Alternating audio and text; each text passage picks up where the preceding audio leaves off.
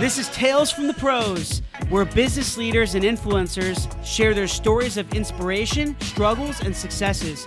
And I'm your host, Michael Georgiou.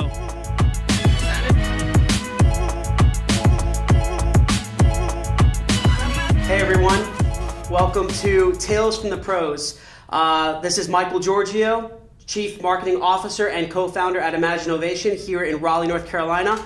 We actually have a very, very special guest here today. His name is Justin Miller, CEO of WedPics. WedPics is actually a personalized photo sharing platform for weddings developed by Georgiou. Is that your company that's basically oversees WedPics? So welcome. Really appreciate it. Thanks for being here. Thanks for having me. Awesome. So, Justin, give me a little bit, just kind of tell everyone a little bit about yourself, about WedPics, how you guys started. Yeah, so I think it's a pretty fun and unusual story.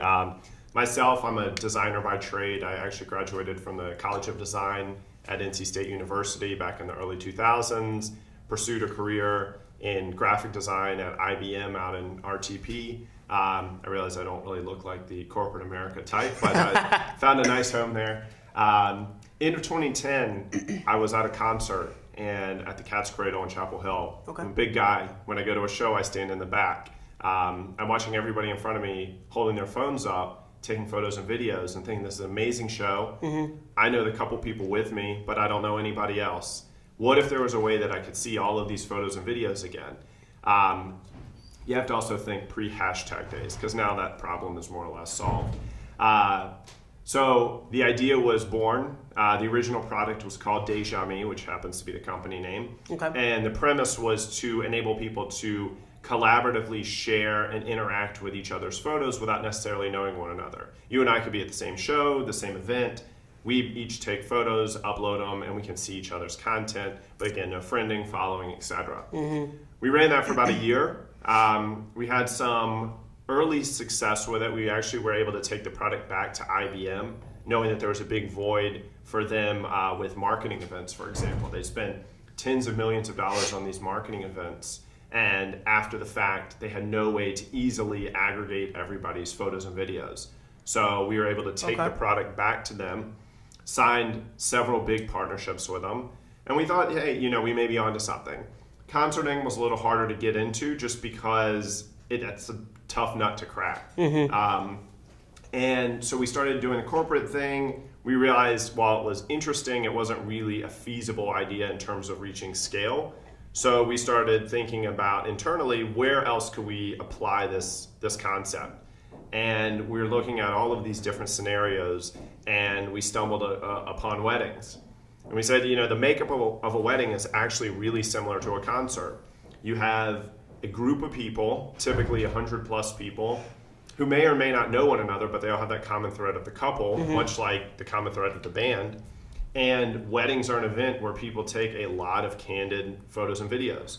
So we're going to introduce a way to easily acquire all of that, easily aggregate all of that into one private album together, where people don't have to know one another. Kind of like in a centralized location? Exactly. Awesome. But all of that media goes into one private album, ultimately for the couple.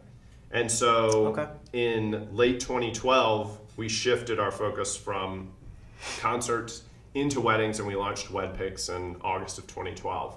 I think one of the funniest parts about the whole story is when we originally were coming up with the idea of weddings, we were still working in my basement. And which is where we started the company. Typical startup story, right? Always in the garage, the basement. That's awesome. And it was mainly a bunch of single guys who knew nothing about weddings, certainly knew nothing about wedding planning. Mm-hmm. But we said, here's an idea. Let's go into this market. We don't have to know anything about it. Yeah. And let's see what we can do. And I would say the rest is history.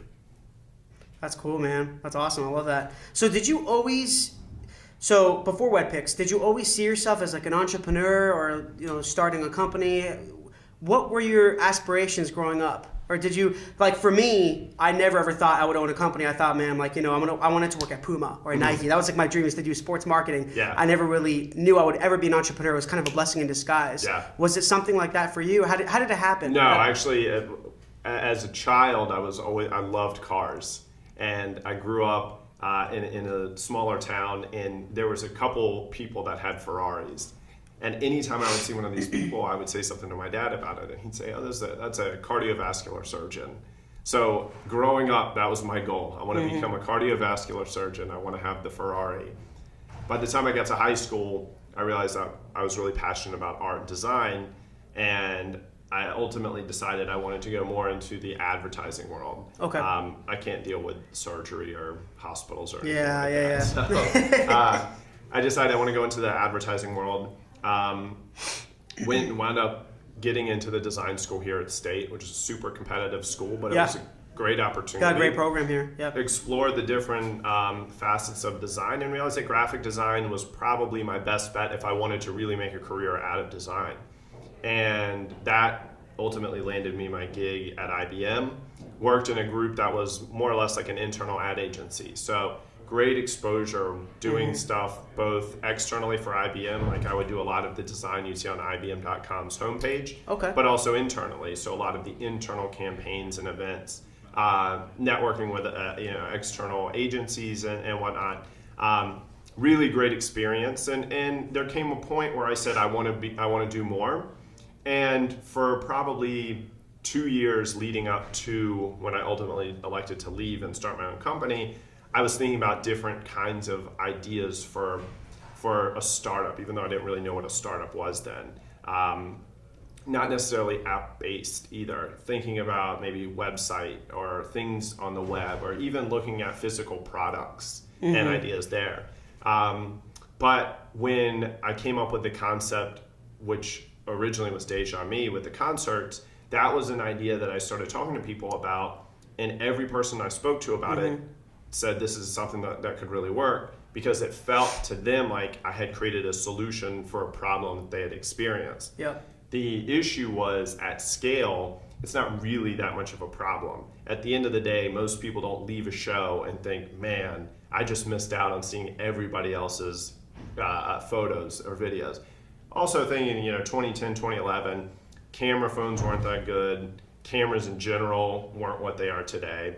So a lot of the content that you would see is this sort of half blurry, stuff that you say, this is garbage. Whereas I think the differentiator when we got into WedPics was that we really were solving a problem that existed. The solution was more or less the same, but with WedPics we showed the problem that we could latch onto was the fact that people were still buying disposable cameras and putting them on the table at the reception. So the thing that clicked with people instantly, and this ultimately became our one-line pitch, was ditch the disposable cameras, use WedPics. And everybody instantly got that concept. There was no explaining, whereas with the concert, it's you go to a concert, you're watching people take photos and videos. Where does all that go? Here's a way to put it all together. It's multi-step. Yeah. So, that was really the transition. But going back to what my passion was with design, I think that ultimately helped shape the company, shape the product. And even though we knew nothing about the industry that we were entering into, we knew how to build a beautifully designed product and something that was very functional in terms of how people would use it. And that helped us accelerate early on, thinking about what does it take to get somebody to adopt your platform? What does it take to keep them engaged with it, or retention? What does that user retention look like? All of that ultimately can be attributed to design. Cool. So I know you mentioned before that you guys are solving a problem, and I'll tell you, and the reason I was kind of nodding is I 100% agree with you. Like, if you listen to a lot of these top CEOs, these business leaders, entrepreneurs, like Mark Cuban or Gary Vaynerchuk, right? They say that the startups that actually work are the ones that are successful, the ones that actually have a problem to solve. They don't just do it to make money. They don't do it to get fame or to get their name out there, whatever it may be. They're actually trying to provide value to people. They see there's a gray area in the market, and then they fill it in. It seems like that's what you guys did. Yeah, that's pretty awesome. And did you know, like, at that time, how many years ago did you start? You said, when did you start WedPics again? WedPics launched in 2012. Okay. So 5 years ago. So 5 years, you had this idea. Were there any competitors, or were you guys 100% unique? So no, we were actually not first to market. And I think this is something that I oftentimes speak to younger entrepreneurs about. I think people oftentimes have this misconception that you have to be first to market, otherwise it's no good. But in reality, don't be first to market. You never want to be first to the party. Let other companies or other platforms validate the space and then jump in and do it better. And that's exactly what we did. So at the time of launching WedPics, I would say we were one of maybe 6 to 10 wedding photo sharing companies. And some of them already had decent traction. And what we did differently, and I think this was, again, going back to the way that we designed it, the overall UI and UX of the platform, we created something that was super simple and something that felt like a hybrid between Pinterest, Facebook, and Instagram. Okay. So we simplified all of those, the working function of all of those, and we applied it to this platform. And what we saw happen when we look at the demographic that we were targeting, really broad demographics. So you have teenagers up to grandparents possibly touching this either on the phone or on the website. We had to create something that felt like something that they were used to using. So that was, on our part, very strategic from a design perspective, because this enabled people to launch WedPics for the first time, and it felt like something that they were used to using. So I wouldn't say that we were the best designed app when we launched or the most beautiful app, but we were certainly the most functional because we eliminated that learning curve when people got into the platform, and that quickly enabled us to watch people continue, they would continue to come back to the platform, continue to use the platform. And it really was imperative to get that up front and have something really simple and then build on top of it. Also, I would say an interesting story is the transition from the Georgiou app into WedPics. With our first app being super newbies in the app design world, we came up with all of these different ideas, and we were throwing all of the ideas into this app. This is 2011. We even had this thing, this augmented reality filter inside of the app where you could hold your phone in directions of different venues that people had uploaded media, photos and videos, and you could see a picture over top of that venue of what was the latest piece of media uploaded. Seemed incredible, right? No one knew how to use it. No one knew what that did. So it was completely worthless function. So when we were building out WedPics coming out of Georgiou, we spent weeks and weeks as we were developing it out, erasing feature sets that we knew how to build, but we knew should not go into V1. And V1, the product that we originally brought to market, was the most simplified version of the app that we could make. If we removed one more feature set from the product, that it probably would have failed. And so we got it to the bare minimum, and then we built back up on It was top like your of it. MVP? Exactly. Okay. But where the big difference between the first app and the second app was we scaled it way down. The first app, when we built out the framework for it, I think we had like 78 unique screens in it. Wow. When we launched WedPics, we had something like 16, and that was it. Nice and simple, to the point. Exactly. Cool. And we approached it in a much more calculated manner. The first app, again, being naive, thinking if we built something really cool, it's just going to explode, because that's what happens, right? You launch something cool and everyone loves it. Yeah. Not really the reality. So, we were really calculated in terms of how we continue to evolve the platform, feature sets, how we would market it, etc. Yeah, I can definitely, I love what you said before about when you came up with this idea for WedPics, you were not threatened by the competition. You kind of just you knew you would offer something a little bit different than your competitors. Right. And I can definitely relate with that, because when we get a lot of, like, for my company, we get a lot of startups coming to us and they say, hey, I think I have the next Facebook. I have the next Twitter. I have the next Uber. Right. Everyone has the Uber of something, right? Of course. So, for me, I always tell people this is like, for aspiring startups, entrepreneurs, I always say, guys, you don't need to be the next Facebook or the next Beyonce or the next Kobe Bryant or the next, you know what I mean? I think having something, even if you have a pizza shop, I always tell people this, even if you have a pizza shop and you have a unique process of how you treat customers or something that makes you a little bit different, you're still entrepreneurial. Right. You know what I mean? Like, so I like when you said that. And also, The fact that, when you have competition, for me, at least in my experience, I see that as there's a demand in the market. Mm-hmm. You let other people kind of test it out, and there's competition. That's actually good. That means there's demand. That means there's an audience for this. Otherwise, these 5 or 10 other companies would have never started this and continued. So it's pretty cool. Yeah. I like that. So did you, when you were younger, and I'm sure you had previous jobs. I know you mentioned that you never really thought yourself as kind of a future entrepreneur. Is that so? When you were growing up, did you ever see yourself as kind of starting something like this? Like not WedPics, but even just starting a company. Yeah. You know what I mean? Like. So my goal for a long time was actually to own my own ad agency. And I think through my entire life, I've always been more so the leader than the follower. Mm-hmm.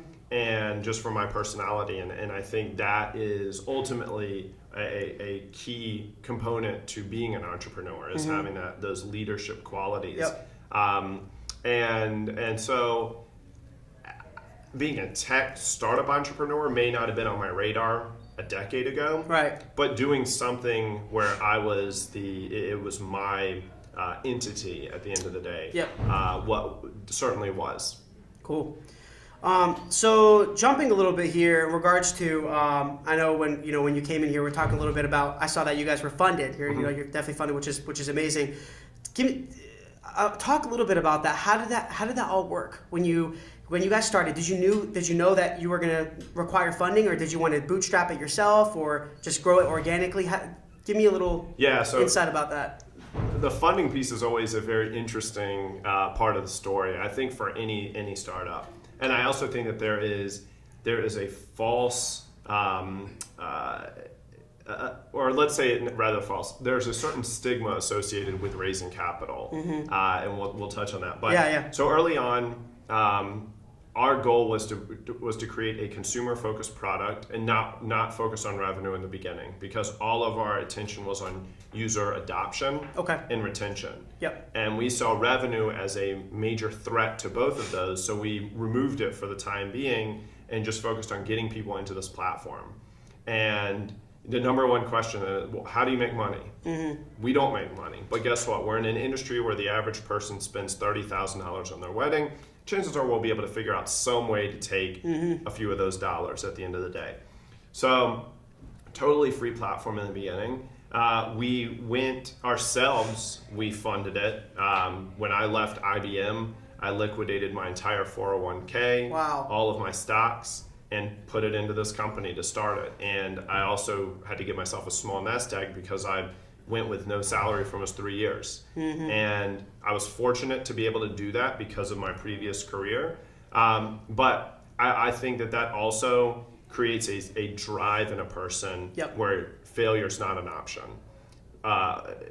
Just a quick tangent. A lot of early entrepreneurs that I speak with tell me that they've got this idea, and they start talking to me about this idea, and they're working on it on the night at night and on the weekends, and they still have their main job because they need to get paid. And that's great, and I commend them for doing it. But that's a hobby. That's not. That's not. It's not full time. It's not a company. The moment when you have no safety net, that's when it becomes a true startup, and that's when there's a switch that flips that you will figure out how to make this work. Mm-hmm. And we've gone through this many times where we feel that we are at the end and we're doomed, whether it's with Georgiou or with WedPics. And we figured out how to turn something and keep going and build the momentum back up. But it's this sort of call it fight or flight mentality. So early on, myself, my co-founder, we put a bunch of capital in, and then we had friends and family that put capital into these. Is it just you and one other person? Yes. Okay. 2 co-founders. Cool. And we had friends and family give us some investment as well. Actually, pretty significant. I think we raised about $700K from friends and family. So I mean, it was a lot, and this was over the course of about a little over 2 years. Okay. And these were people that believed in us, believed in our ability to execute. Yeah. A lot of them had never invested in anything tech before, but thought it was a really interesting and fun opportunity. And I had to make them promise me that if they never see a dollar again, that we can still be friends, or that this wasn't the end of the road for us. And it's a tough thing to take blood money. You take money like that, and I've heard horror stories. I've heard them. But that's how we started. Yeah. And then once we got to a point where we could tell a story with data that was exciting, and we could start to show trends in how this platform was working, that's when we went out to raise our first, what we call a seed round. So angel-led seed round. We went out and targeted $1 million. We wound up raising 1.1 million. And this is after you had a proof of concept. Yep. You had some credibility. You had some users. You had data. Exactly. Correct. This is when WedPics first launched. Okay. There was a great validation point to the story of fundraising, where about 6 weeks after we launched, the Knot, which is XO Group, public company, largest player in our space, saw us. But randomly, the COO happened to use WedPics at a friend's wedding, which was literally a month after we launched. So of the, call it 300 weddings that we had in the database, she happened to be at one of them and used the platform. And all of us were at this wedding show in Las Vegas together the next week. So she walked by our booth, stopped, said, "Oh wow, I just used this product. This is great. Let's talk." Next week, my co-founder and I are in New York City in their office. The entire exec team is sitting around this big boardroom table with us, and they're giving us an offer to acquire the company. And we thought. And how many years after was this when you started? This is like 7 weeks after we launched WedPics. Wow. So we had nothing. I mean, we had minimal numbers. Everything was. That is insane. Tiny. Wow. And here we are. We have the biggest company in our space that wants us. And also, this is 18 months after Georgiou, the first app, where we watched that continue to go downward because it was truly a non-sustainable product. And now we have this huge player targeting us. And ultimately, the numbers didn't work. Great opportunity. We were going to get some cash. They were going to relocate the whole team to Austin, Texas. Well, it was kind of cool. But we used that as validation for investors to say, look, we have the biggest company right now coming after us. Give us some money and let's build this thing up. It's if you watch the show Silicon Valley, first season, when he has Hooley and Peter Gregory going. I love that show. Yep. It was, that couldn't be more accurate to what we experienced. And so we went back to these investors and we raised capital from these angels, $1.1 million. Got some great people around the table, a lot of local tech guys, and then folks from sort of different areas of the country as well. And all of a sudden, things were exploding for us. And that's around the same time we got kicked out of my basement.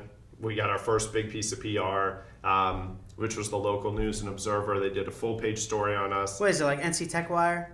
No, not them. The actual newspaper. Gotcha. Full page story, front section of the tech section. Next day, somebody comes and knocks on my door and gives us an eviction notice. 30 days to vacate my basement, or they're going to start fining us $500 a day, which is how we wound up downtown in the co-working space. But so now we raised funding. We got our first real office. Things were starting to progress, even though it wasn't like the most natural sequence of events. But when you raise capital, suddenly the stakes change for you. You're viewed much differently. You have people that you now answer to. So even though it's your company, it's not really your company anymore. They're giving you all this money. You have to report to them. Correct. Correct. So it's a really interesting, and there's certainly a massive need to do that when you're a company that is pre-revenue, has a specific focus in mind. But in hindsight, I think there's some really interesting opportunities at just bootstrapping it yourself, not having to answer to anybody. But you grow slower. Sure. Yeah. I think you can really argue both sides. We're at a point today where all of our focus is on revenue. So it's a totally different story today than it was even a year ago or 18 months ago. But that was something that was critical for us early on. And then with our subsequent rounds of funding, after that 1.1, we did 1.5. We brought some venture capitalists in, and then the next round we did $7.5 million. So further expanded out our investor group. Got great investors from all over, from the Bay Area, from New York, Chicago. Wow, so it wasn't just local. No, I would say of all of our capital raised to date, about 55% has come from out of state. So I think great. It's a great piece to the story to say that we were able to, as a pre-revenue B2C social company in Raleigh, North Carolina, bring millions of dollars in from Bay Area investors or New York City investors who would traditionally not touch this area. So that's been fun. But venture capitalists or angel investors? Oh, venture capitalists, angel investors, Gotcha. etc. Cool. Probably our most notable investor to people who are not super deep in the tech world is Barbara Corcoran from Shark Tank. She's invested? Yeah. So we were not on Shark Tank, but her and her business partner saw us on AngelList. We were raising some capital there through this crowdfunding platform, and reached out to me and said, we'd like to lead this round for you, lead this ask, rather than the ask was going to be part of a larger round, and then they wound up investing alongside of that. So pretty cool. That's awesome. When's the last time you saw Barbara? Never. So that's. But you have met her. No, email. That's gotcha. it. Okay. And she probably invests in a lot of companies, right? Yeah. So it's like it's a cool story, but it awesome. Sort of has falls flat. But at the same time, the best thing I would say is my mom is a huge fan of Barbara Corcoran, so I had her autograph a book and write something to my mom for her birthday one year. That's cool, man. So that was worth it, I guess. It's really interesting though in terms of how the dynamics change within the company from the point where when you're running it yourself to when you start raising capital, friends and family, and then when you start raising capital from more seasoned or sophisticated investors, and just sort of how the bar continues to rise. I'll tell you the biggest shift in our company as a whole was after we raised our B round, the $7.5 million, at the end of 2015.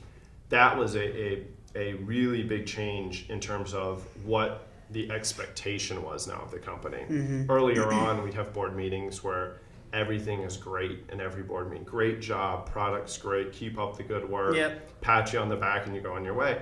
Well, you don't really continue to accelerate as a company when that's what's coming back to you from the investment group. Where we saw ourselves really take off was when the board started coming down on us on a monthly basis. These numbers are good, but they could be way better. Why is this not happening? What is happening here? Explain this. And who's the board? Is it all the investors? So no, the board today is made up of, there's 4 board seats, and then we have 3 board observers. So four voting people. Okay. It's myself and my co-founder, and then 2 different venture capitalists, one that led our A round, one that led our B round. Fortunately for us, we all have been in agreement throughout the course of this company. That's good. And so we've never gotten into a critical bind. But I've certainly heard horror stories about that happening, and people founders not being aligned with their investors or vice versa. So it's been good in that sense. But the board holds us to a very high standard, and it has in turn produced a product that is exponentially better today than it was 3-4 years ago. Wow, that's pretty amazing. I love the Barbara thing. Yeah, that's funny. I've never met anyone that that had Barbara as an investor. That's amazing. So, are you looking for more rounds of funding, or you think you guys are? We're at a point today where, as I mentioned before, we've really shifted our focus as a company from being just about user acquisition to now revenue generation. So to give you some numbers, we got to a point last year when we were marketing really heavily, where we were hosting over 10,000 weddings every weekend. And this is global. We have a bridal database of over 1.2 million brides have signed up for WedPics, and we have a total database of over 7 million users. And so, huge numbers. We're able, I'd say one of our most notable stats is that today I can acquire a wedding for less than $1. That wedding is going to be made up of the couple plus, on average, anywhere from, call it 7 to 20 plus guests. All of that comes in for less than $1. When you look at that relative to folks like David's Bridal, for example, they're paying $60 for that same wedding. Shutterfly pays $50 for that same wedding. Even Macy's pays $35 for that same wedding just to get them to sign up on their registry. So we can acquire a wedding at a fraction of the cost, and we have this really long lifespan with them. The other piece is really interesting in terms of the usage of WedPics. Most companies in our space, heavy usage pre-wedding, more or less die the weekend of the wedding. Whereas with WedPics, that's where we accelerate, as from the weekend of the wedding beyond. So we have this really long post-wedding tail with lots of active engagement. People continue to upload photos, download, comment on, etc. And so in the last, call it 18 months, we've shifted our focus now into revenue and thinking, okay, this sub $1 wedding, what can we ultimately extract back out of it? And so we started with prints. Prints were the most, we called it the least intrusive way for us to test revenue in the platform, because prints really go hand in hand with photos, right? You upload photos, high resolution, here's a great opportunity to print them, have them sent directly to your door. Printing in a variety of sizes, currently offered in 13 of our countries. Most recently, we launched photo books, so we give people the ability in a very simple manner to create a photo book of all of the content that's being uploaded into their album. So today, my sub $1 wedding on average is generating over $6 in revenue. Okay. That's across all weddings. But if we look at just weddings that are converting on a monetary basis, over $40. So I have sub $1 to bring them in, and they're generating over 40. So that has become the story that we're pushing today. And our goal for 2017 has been to get us to a point of break even, if not profitable. So huge swing from last year, where last year was all about volume. This year is still significant volume. We're still hosting over 5,000 weddings every weekend, spending minimal dollars this year, but showing that we have a product that we can continue to grow from a revenue standpoint through these, I would call them lightweight offerings right now. We also have digital upgrades, so people can use WedPics totally free, or we can give them a one-time purchase that makes the app that much better. Removes ads, gives you high resolution downloads, unlimited hosting, etc. So it's, we're looking at different ways that we can continue to monetize the audience and thinking about opportunities beyond just the user acquisition funnel. So your investors must be pretty happy now that you guys are starting to kind of break even and I'll put the asterisk that we're still not at a point of break even. So we still are burning capital on a monthly basis. And it's sort of, you have the timer with the sand that's tipped over. Probably pretty stressful. Yeah, so it's even though the mentality has remained true to the initial focus back when we launched, we're at a point now that we have to shift it dramatically and quickly in order to keep moving forward. And I think that was, I would attribute a lot of that to the board and to the investors, and looking at the external market as well. Thinking about today, the value of an eyeball today, or call it a pair of eyeballs today, is not what it was 2 years ago. It's been diminished because you have so many companies that focus just on user acquisition or just user base. So me telling you that I have a product that has 7 million users today is not worth a fraction of what that was worth 2 years ago. But to tell you that I have 7 million users, of which the paying weddings are generating over $40, that suddenly becomes a much more interesting piece to the story. Do you guys think, so I know you're based here in Raleigh, but do you ever, I'm not going to say regret, because I love Raleigh. I think this is the next, I think this is going to kind of become, it's a huge tech hub. It's going to become like the Silicon Valley of the East Coast in due time. But essentially, do you ever wish that you started another city? Or are you happy that you guys are blessed that you're here? Or do you ever think hey, I should have started New York, Chicago, or Silicon Valley, San Francisco? The Bay Area was always something we considered. There's certainly pros and cons. I'd say one of the biggest pros here is your access to talent and the minimal amount of poaching that you see happen between companies. I think we have a pretty tightly integrated tech community, and I see people look out for each other more so than try to step on each other to continue to move forward. I think that's a great feature of this area. The cost of living is great. Whenever I talk to companies in the West Coast or Northeast, we operate at a fraction of the cost that they do, and we can deliver a product that's as good, if not better, than what they're delivering.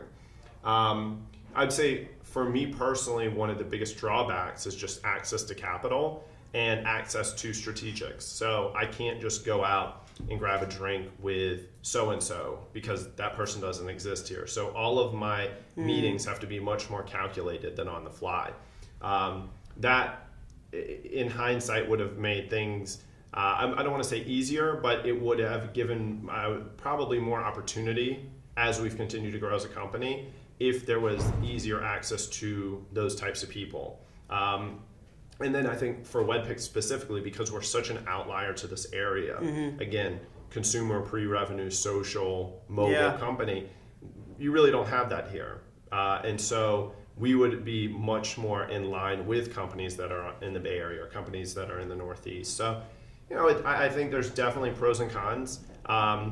But it's all in all, I've really enjoyed growing the company here. It's great that we can have this big fish in a small pond type exist that way, and so that's been really good. You're definitely, I definitely see you guys as like an asset to the community. You know what I mean? This kind of booming company. You're giving back. You're solving problems. You're able to do podcasts like this and presentations, which is pretty cool, man. So, long story short, you guys have an awesome, you have an awesome application, awesome business model. Seems like you know where you're going. I think, like I said, I talk with a lot of different companies, and you seem like you have all your ducks in a row. But with that being said, you had to have overcome a lot of struggles. Like, what struggles did you really have to go through that made you who you are today? And I would say, what struggles do you think that you're going to be facing in the future? Yeah, so personal struggles, liquidating all of my finances to put it into this company, including selling my home and in North Raleigh and moving into this tiny little rental and outside of downtown. Wow. In having to drastically change my own lifestyle. But it's because this is what I wanted to do. This is what I was passionate about, and this became my baby. From a company standpoint, I think the struggles you look at it in a couple different ways. Financially, we've been at points where we've been literally less than a week away from running entirely out of capital. And every time we've been able to somehow pull a rabbit out of a hat, and be it an investor calls literally in the 11th hour and says, all right, I'm ready to lead this round and let's do it. And then everybody else jumps in right after, to us figuring out a revenue, unlocking something with revenue that suddenly skyrocketed our monthly revenue coming in. So, those are always huge challenges. Finding the right team, assembling the right team. The team I have today is the best team I've ever had in 6 years of doing this.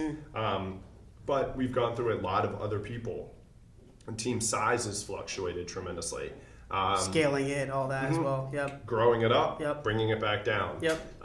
Looking at the types of people that are around the table today versus who was around the table last year, 2 years ago, and also thinking about our ability to retain talent.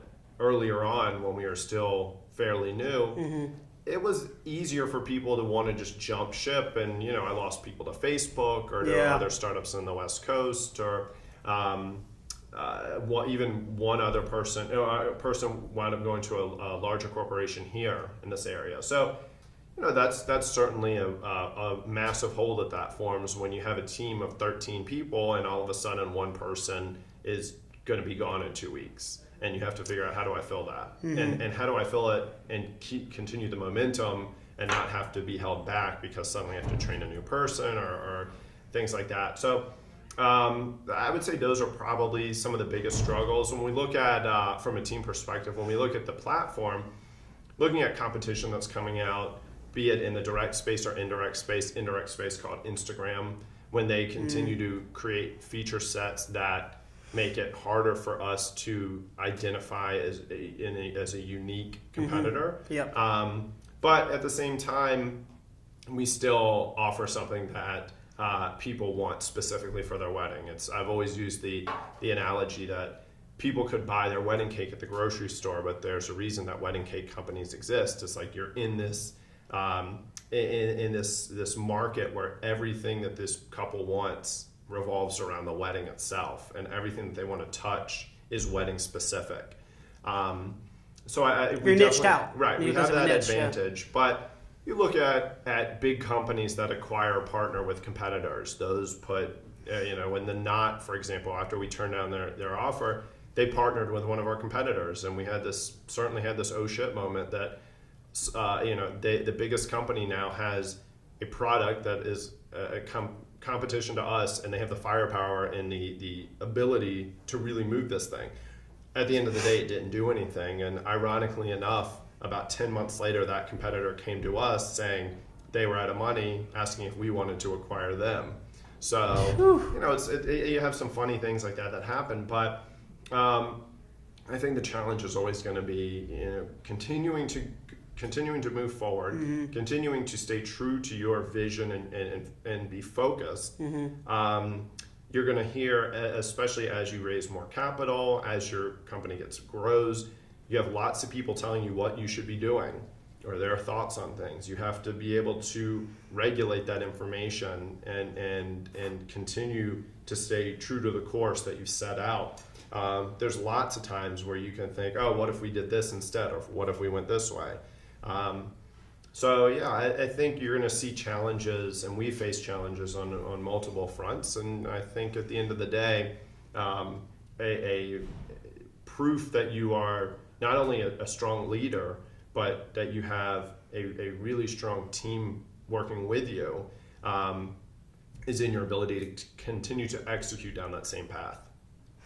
So, with what I found really cool is when I saw some of your other presentations and podcasts, and you were talking about the Knot story. I found that to be really cool because it seemed like money's not the factor. It seems like you want to build this into a brand. You guys want to really, you don't have what I'm trying to say is like you don't really have an exit strategy, right, or it depends on the dollar value. Right.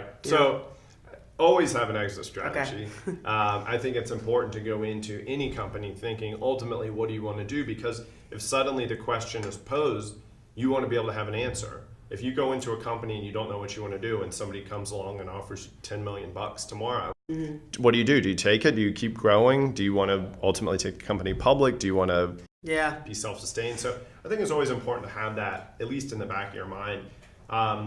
With the Knot deal, one of the main reasons it wasn't enticing enough for us to pursue it, being what we just went through or looking at what we just went through. And also thinking, for me personally, I had just come out of corporate America.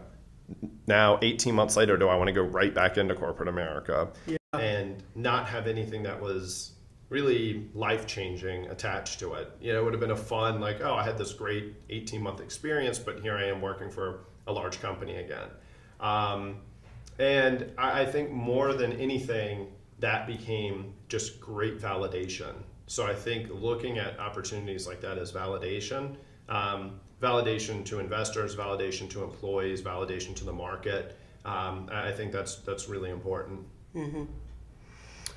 Do you feel that you have to, in order to be a successful entrepreneur, a business leader in your community, do you have to basically have certain qualities that makes you a business leader, like passion or hard work? Or do you think it doesn't really matter? You think it's a cluster of them?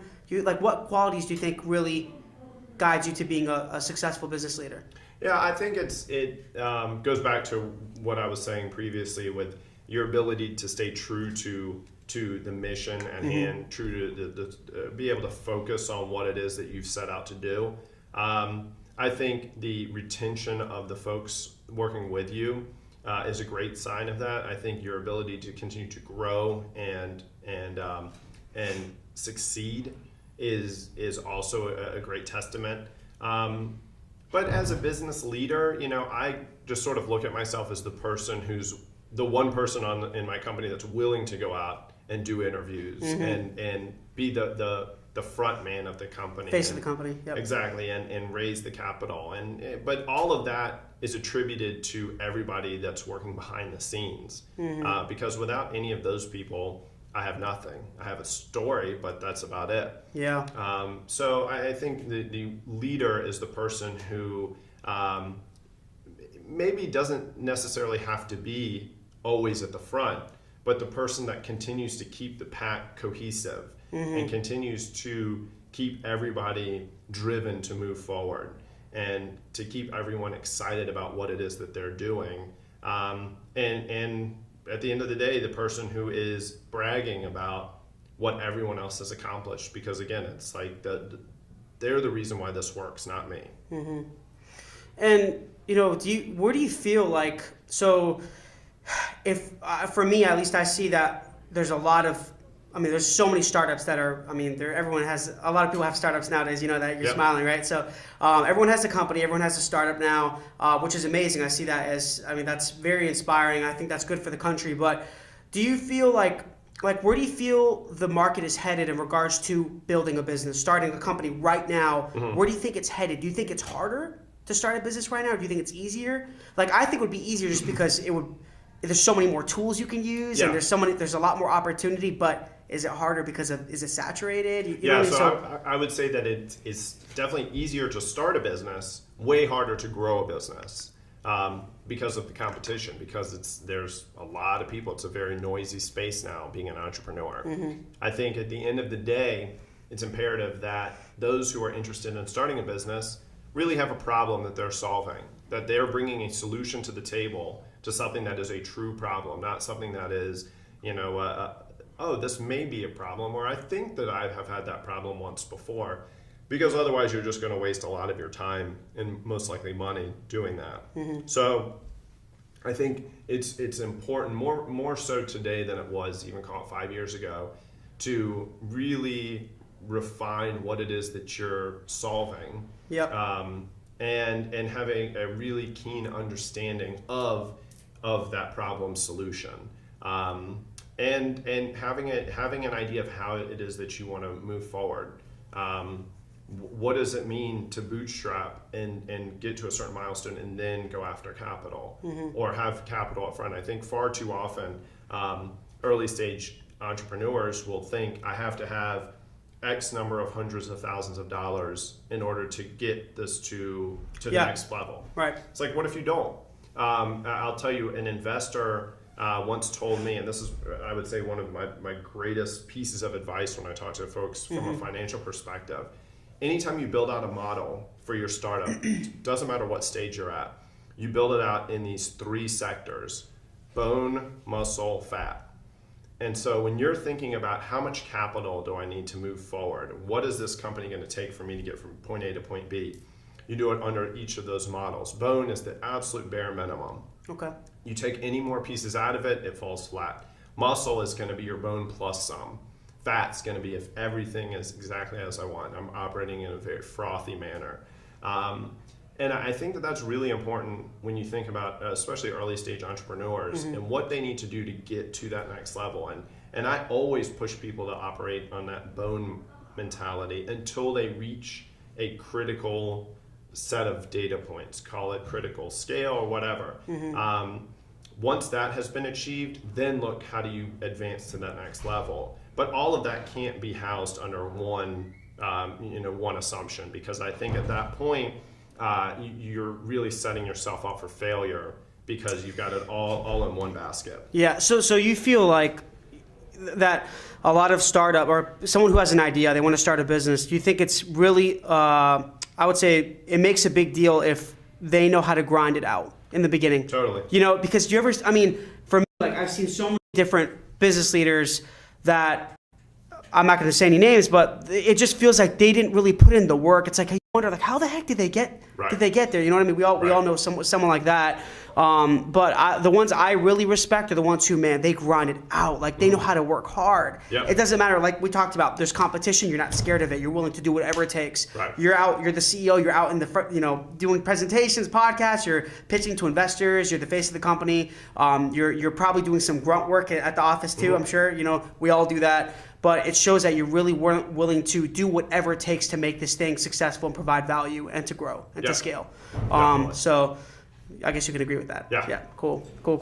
Well, no, Justin, this has been awesome, man. Just to kind of close some closing remarks, where can people find you? Twitter, Facebook, website? Yeah. So WedPics and WedPics app are going to be all of our social channels. Me personally, I'm Justin Miller. Typically, I just tweet about stupid things and lots of animal. I happen to have a couple dogs. I have a pig and I have some chickens, so I tweet about them a lot. I think I did see some pigs on your Twitter. Yeah. Cool. Well, everyone, thank you very much. Again, Michael Georgiou, CMO at Imaginovation, and this is Tales from the Pros. Thanks, Justin. Really appreciate it. Thank you, buddy. Enjoyed it. All right. Hey, guys. Thanks a lot for watching Tales from the Pros. Please subscribe to our YouTube page and also follow our social media. There are links somewhere around here. But we really appreciate it, guys. Thanks for all the support. And I'm going to be giving you awesome content continuously. And we look forward to seeing you soon.